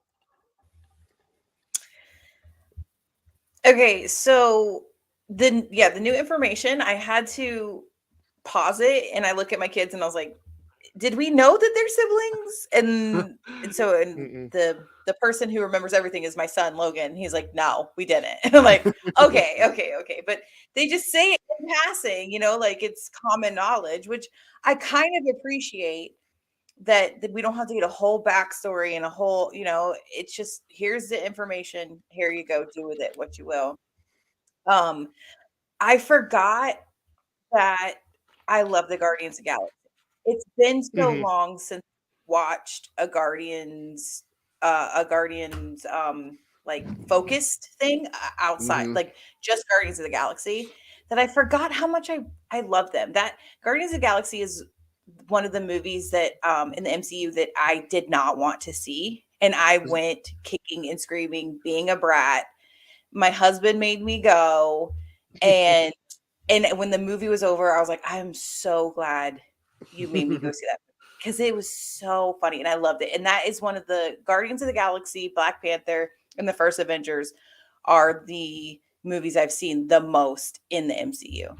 And so yeah, I forgot how much I loved it. I love every character. I love that Drax finally got to wear a shirt, because I know that was a big big deal with Bautista. That's why he was going to leave the MCU, because they were making him not wear a shirt. And he's like, I'm too old for this shit. I can't be like chiseled all the time. It's too much work. And for those who don't know why it's too much work, when actors have to do the shirtless scenes, that means they have to dehydrate to get the definition. Yeah. So that means for like 4 days, they can't drink nothing.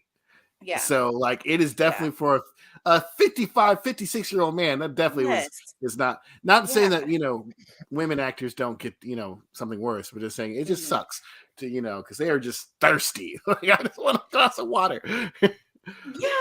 And you saw it didn't take away from his character, him wearing the vest. I thought it was actually like on character for him to wear something like that.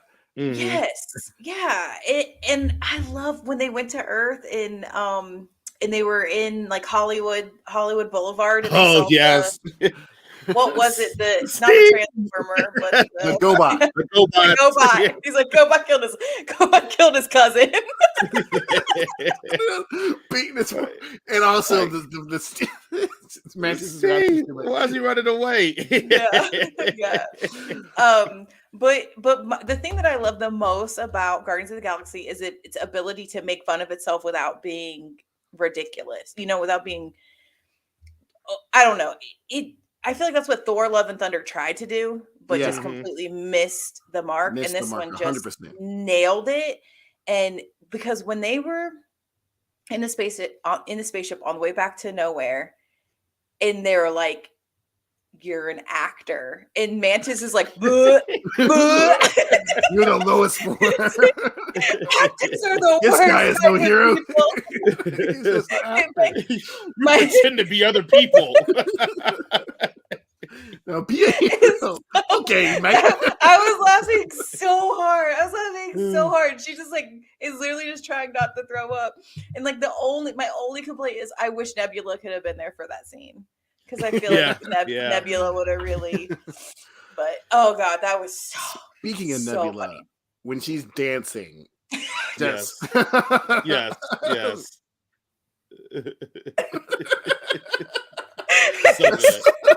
So good. She got no swag. She got no rhythm. Nothing. Well, she's in real life Karen Gillian, who's probably has no rhythm either. Yeah. Oh God, that was it was great. So yeah, that's my loved it. Yeah, this was I was not looking forward to seeing this. I was like, oh my God, this is gonna be one of those things that they put out here, and it's probably gonna be either overly serious or overly silly or whatever.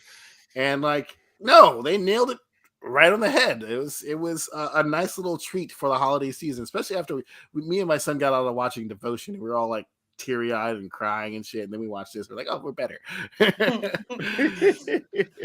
Yeah, it's fun that they could be self-referential and make fun of themselves, and also make fun of the history without it just being like, because for this show, there's no stakes to this. It's not like they're fighting any bad guys or anything like that. They're not supposed to be fighting a god killer. They're just having a normal, well, not normal for them, Christmas holiday. And that way you can enjoy like the jokes and stuff like that without it having been on the backdrop of like, no, this guy just killed like 40 million people. Like, why are y'all making jokes? It was kind of a little bit jarring at first, especially with all the new information. Like, they're own nowhere now, and they that was dope. And I was like, that was a little jarring for me. It was like, do we know this is supposed to happen? Like as I said, I looked at my son like, is this new? Like, what's going on? But after the initial shock is like, who cares? Like, they said it, and now let's move on. And it was actually heartwarming at the end when Mantis told Peter that she was his sister or half sister or whatever. I literally love Mantis in this. She is just the best. She's a star. Like, they should put her in more things. I'm sad that Gamora's not there because the Guardians of the Galaxy are looking a little pale right now. They need a little bit more. They need a little bit more pepper to the salt. A little more spice to their flour. I don't know what's going on here with that, but it obviously makes sense because Gamora at this point is 15 years in the past, or her mind is. She's from the past. She doesn't know them. But yeah, it's the little song at the beginning was pretty funny. Like, it does masterful. Accurately encapsulate how weird our holidays are, especially Christmas. Like, talk about Mrs. Claus on the pole. Yeah. Mrs. Claus That's not how it works. So. And it's like, no. I did not like the rotoscope animation flashbacks. They could have probably just, and I bet they did this because I bet what's his face, Michael, whoever played Rooker, probably didn't want to get into full makeup, Yondu makeup, but I felt like that was really, really cheaply done because it was. It's probably not any cheap. It's probably not any cheaper, right? Well, it was rotoscope, so they probably had one dude do it. Oh, so maybe that's why. Okay, I'm gonna give it some. Yeah. I feel like this whole show I've been wearing my superhero cape. I feel like that was supposed to be like a knockoff of like Christmas Charlie Brown classic type of vibe. And that was the vibe I got from it, going back like a kind of an animated not stop motion, but you know what I mean, like an old like the old Rankin and Bass kind of like old school animated Christmas specials. But like even then, like it was a little bit better done, even for those old cheap stuff. And this one, I feel like it was like, if they wanted to go there's definitely a way they could have done it that would have made it look good, and also gave you the same feeling as that other stuff. And for me, I was just like, oh, they just put like a color filter over what they actually shot, and it just looks bad. Honestly, that's just my opinion. But other than that, like the content of it, where you first see like from Kragan's perspective that Yondu smashing the tree and throwing all the way, and then in the end he actually like gives Peter a present, and like Peter gives him a present, and like even though Yondu was a terrible father, he at least tried. Whoa! Yondu wasn't his father; he was his daddy. And Peter's other dad, his real father, was around fucking everything. So I feel like Peter got the better out of the two. One was going to and was going to implant. The other one just made him into like a maybe he should have stayed on Earth with his uncle. I don't fucking know. Probably. But if you had to choose between his daddy and his father, take daddy, because father definitely was about that eating you and living his life while banging other people. And then also like using you as a conduit battery so he can spread like his evil spores throughout the universe. Look, ego about that bang life. But all in all, I really enjoyed this. Rocket Raccoon wasn't too overly done on this, which is great because with Drax, he can be overly grating as well. I love the addition of Cosmo, the space dog. I thought that was pretty cute. And man, Groot. I don't know what their species is like, what their growth cycle is like. But like, at first he looked awkward because it felt like he was just a guy in a suit.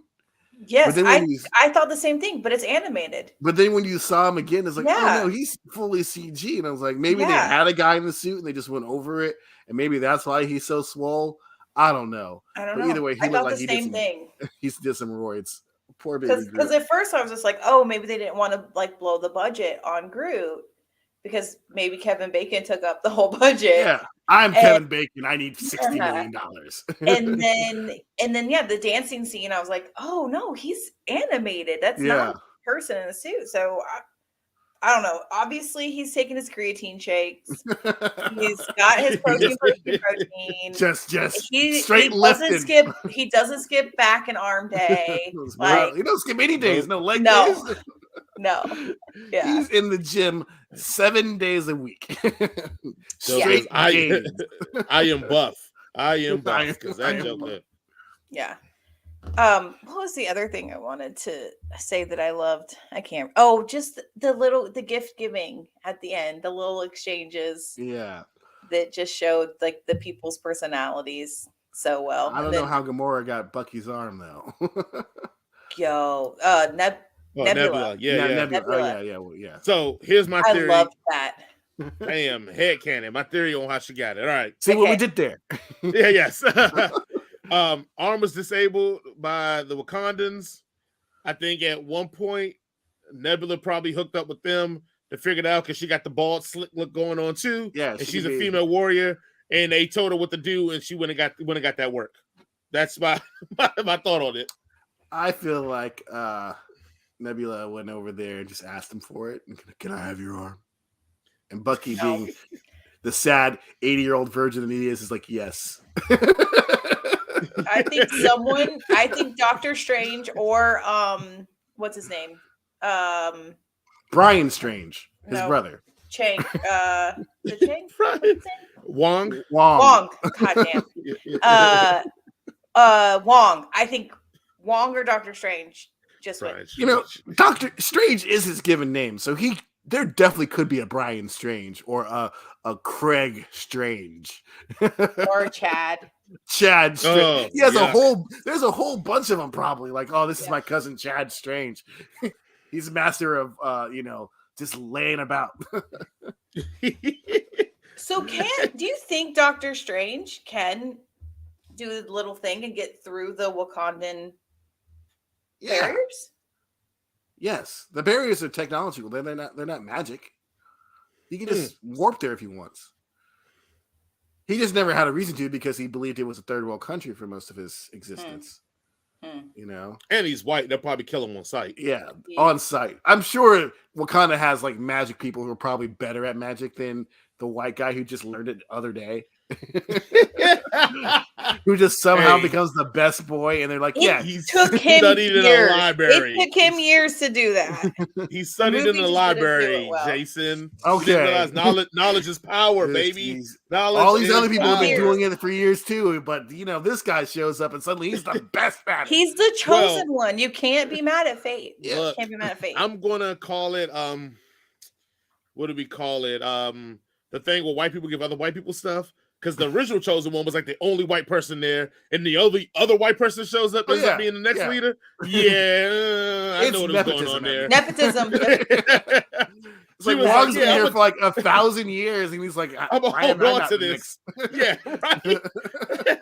That's That's probably why Barramoto was like, because he got in, he went to Harvard, he was there the whole entire time doing the tests and stuff like that. And then Steve, the boss's nephew, comes in and gets a freaking promotion over here. He'd been there for 15 years, working hard, doing everything that HRA has nights said. And weekends. He said, you're the next one coming up. Your next one. Here comes a promotion. You're getting the next. And then as soon as Steven Strange walks here, guess who our new source supreme is here? This white guy. He missed the birth of his daughter. He missed her first soccer game. Right? Yeah. Right. He was always working. And you wonder why he's like, no more magic. Yes, he's over it. He's over it. If I can't get it, no one will. I didn't raise my kids because of this. We go way off track. We're talking about Guardians of the Galaxy. Now we're just all the way down. My bad, y'all. My bad. It's a good point, though. Steven did just walk off the street and got this role, and it's like, just walked on in there. I've been here for years, man. Like, oh yeah. Like they didn't even give you the Wi-Fi password. I was here for like 2 weeks. It's the Wi-Fi password. All right. Well, let's. We guys want to move on to our rating? Yeah. Yes. Okay. So for those of you who are still here with us after we just had that giant tangent, our rating system: if we like it, it's a head. If we don't think it's okay, it's a canon. If we think it sucks, it's a circus. Lisa, the Hollywood Day Special. What would you give this? Overall? Just overall. I don't think there's a lot of stuff that we can pick apart of. It's only like 40 minutes long. Overall, it's head. I'll watch it again. It was funny. Jason? Yes, I'll probably give it a head. Yeah, absolutely. I can dig this. Yeah. Joking on it. Just me and Mantis just hanging out. Oh man, I want to meet her in real life. That'd be great. I will also give this a head as well. It's hilarious. It's fun. It's easy to digest as well for all those people who don't watch a whole lot of Marvel stuff. Easy. You don't need all the other million things. On a scale of head, canon, circus, how awesome is Mantis? Head.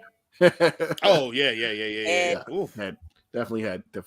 All right, on a scale of 1 to 10 or 0 to 5, as we do, what would be our overall score of this holiday special? Jason. I'm going to give it a 4.5. 4.5. Lisa. Yeah, I was going to say 4.5 also. Not quite a 5. Yeah, I'm going to give it a 4.51 just to be different. Price is Right rules. Price is Right rules. Yeah, and that way my score is better than all of your scores. Okay. Well, thank you guys for joining us this evening. This is the part of the show that all the Elvis fans love. It's the end of the story. Made it. Please, as we say, if you're joining us for the first time or if you're not joining us for the first time, do the things that we would like you to do. Like, share, subscribe, follow us on Twitter, Facebook, YouTube, Spotify, Spotless, whatever you are, we are there. Jason's got a bottle of whiskey. We haven't figured out what our next book club will be, but we will figure that out shortly. If you have any suggestions, let us know. No, fuck that. It's my pick. Oh, okay. Is it Jason's turn? Is that what he's saying? Yes. It's my turn. I don't need your suggestions. I got books. For coming up, I believe next week we're going to review Wednesday. Yep. On Wednesday. Wednesday on Wednesday. What was the other one? What was the other one that we said we were going to do? Thursday on Wednesday. No. Yeah, yes. The Thursday series. I love the Thursday series. The unheard of Adam Thursday. Thursday. Wednesday's much harder. Older sister Thursday. Oh wait, no. Let me look. What did we say? I don't know if we text too much. Once the website is up, this will be easier. Which reminds me, I got to once we're done with all this, I got something to show you guys. Go ahead and pick up some Mahi's brandy from my man Glenn. If your liquor store don't got it, tell them that's what you want. You know what I'm saying? Some Mahi's brandy. It's good. Goes with some juice. Put that pineapple, grapefruit, or orange juice up in it. It's delicious. I love how Jason bought the rest of us a bottle as well. Just, leadership follow. I'm selfish. Don't worry, but I'll make sure we drink it up. Next game night, we'll be sipping on it, having a great time. But again, the Mahi's brandy. Shout out to my man Glenn, DMV baby. Holla back. But yeah, I think we had a full slate because I think we're going to try to do Strange World, the new Disney movie Strange World that flopped. Wednesday, they flopped because they didn't market it at all. Well, and then it has a gay in it, so you know what that means. Yeah. And black. Gay and a black. Yes. Oh, they would a black gay. Like, go broke, I guess. Even though you don't promote it or tell anybody this movie existed, but whatever. But yeah, Strange World, Wednesday, and yes, I forgot what was one more, but we'll figure it out. Yeah, we'll let you know. Or we won't, and y'all just not watch it and just enjoy our wonderful and witty commentary about it. That's the thing y'all can do too. You don't have to watch everything we watch, but if you did, you would have more enjoyment. Probably enjoy it more. Just a little bit more. All right. We appreciate y'all though for listening, liking, subscribing, all that stuff. All that stuff. And go ahead and tag Ryan Douglas if you post to this so he can see this review.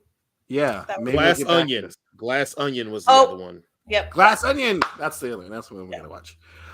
All right, Lisa, do you have any closing words for us, young lady? I always have, go ahead and buy the book. It's great. I firmly believe in supporting local authors. Don't forget to support local businesses. It may cost a little bit more money, but they keep the world going round, and they're the ones that are going to remember your kids' birthdays and all that good stuff. Adopt, don't shop, and just try to be nice to other people. So just in case, they get a little angry, they'll pass you over. Maybe they'll be like, "Thanks for the candy." Yeah. Yeah. Mr. Jason, any last? Yes. I second everything Lisa said. Thank you all for watching, listening, subscribing, sharing. Again, like every week I keep saying the numbers keep going up, but it's true, the numbers do keep going up. So I do definitely appreciate that. I did have, I had one joke that I forgot to leave out when we were talking about the taking of Jack Livingston, is that in certain parts it did remind me of like the part in Billy Madison where he calls the guy and apologizes for being a dick to him, and it's Steve Buscemi, and he puts on the lipstick, crosses his name out, puts on the lipstick. Anyway, I was like, I was trying to fit that into my one sentence, but I couldn't accomplish it very well. So, but anyway, but yeah, thanks everybody for listening, watching, and hopefully we're putting out good product. If you think our product sucks, please tell Lisa and Jason, and they'll tell me, and I can say, and then we'll probably try to change it a bit. We'll meet you in the Walmart sometimes. Maybe. That's it. Also we need sponsors too. Yeah. So if y'all have a small business, if you're a small business owner, let us know. We'd love to promote your business. Yes, absolutely. Most certainly. All right. And thanks, Michelle, Diane, James, and Vanessa for commenting and interacting with the show while we did it live. And for everybody else, thank you. Always be kind, be considerate, and tip your bartenders and servers at least 20%, if not more, if you can afford it. And happy Thanksgiving, y'all. Yeah. And if you see Jared, Indigenous People Day, say what's up. Yeah. Say what's up with your fists. Wow. Peace out, everybody.